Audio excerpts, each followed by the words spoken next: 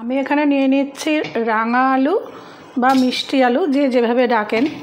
এটাকে আমি খোসাটাকে ছাড়িয়ে নেব,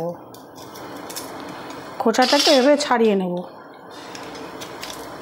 আমি আলুর খোসাগুলোকে ভালো করে ছুলে নিয়েছি, ছিলকাগুলোকে ছুলে নিয়েছি, নিয়ে আবার একটু ভালো করে ধুয়ে নিয়েছি।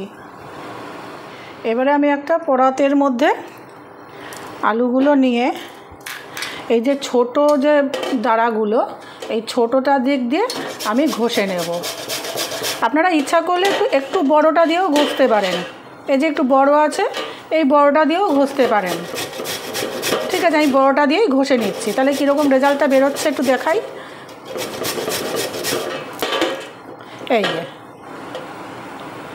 আমি এখানে পুরনো মিষ্টি আলু নিয়েছি, তাই সিদ্ধ করে জল ঝরিয়ে নিয়েছি। আপনারা নতুন আলু নিলে সিদ্ধ করতে হবে না। আমি একটা পাত্র বসিয়েছি, নর্মাল দুধ নিচ্ছি। এটা কিন্তু কোনো ফুল ক্রিম দুধ নয়, নর্মাল যে টোন্ড মিল্ক, সেই টোন্ড মিল্ক আমি 1 লিটার দিয়ে দেবো জালে। আশা করছি 1 লিটারেই হয়ে যাবে।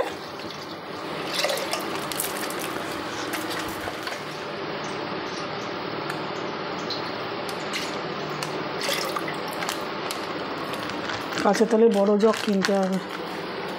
এবারে আমি একটা কড়াই বসিয়েছি, কড়াইয়ে দিয়ে দেব ঘি। আপনারা এটা হাফ ঘি, হাফ রিফাইন্ড অয়েল দিতে পারেন, বা হাফ বনস্পতি বা ডালডা দিতে পারেন। চামচ এই বনস্পতি বা ডালডা ইউজ করলাম।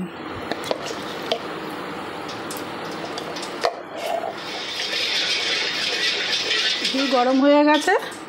এবারে আমি এই যে আলুগুলো আমি যে কুচিয়ে রেখেছি সেগুলো দিয়ে দেব ভাজার জন্য।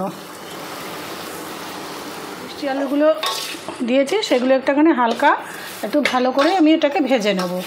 হালকা আছে ভেজে নেব, একটু টাইম দিয়ে ভেজে নেব। মিনিটখানেক ভাজা ভাজা করার পর আমি কতগুলো এলাচ থেতো করে নিয়েছি, দিয়ে দিলাম এলাচ থেতো করে। আর একটা তেজপাতা আমি চিড়ে দিয়ে দিলাম। এটাও আমি একসঙ্গে এবার একটু ভাজতে লাগবো।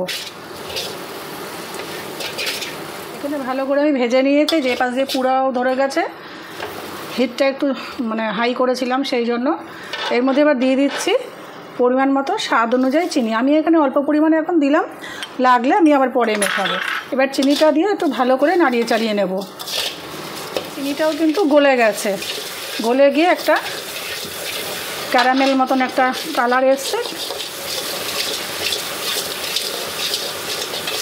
দুধ এখানে জাল হয়ে গেছে। এটাকে কিন্তু আমি কোনো ঘন করব না, নর্মাল যেরকম জাল দেওয়ার আমি সেরকমই এটা জাল দিয়ে নিয়েছি।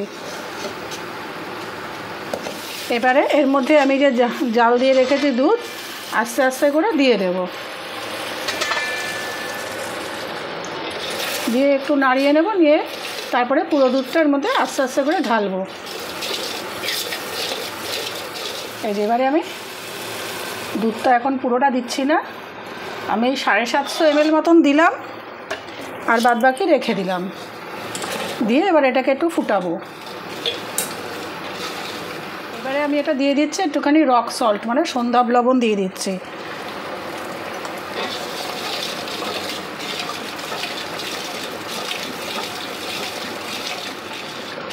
ভালো করে নাড়িয়ে এটাকে আমি একটু ঘন করে নেব।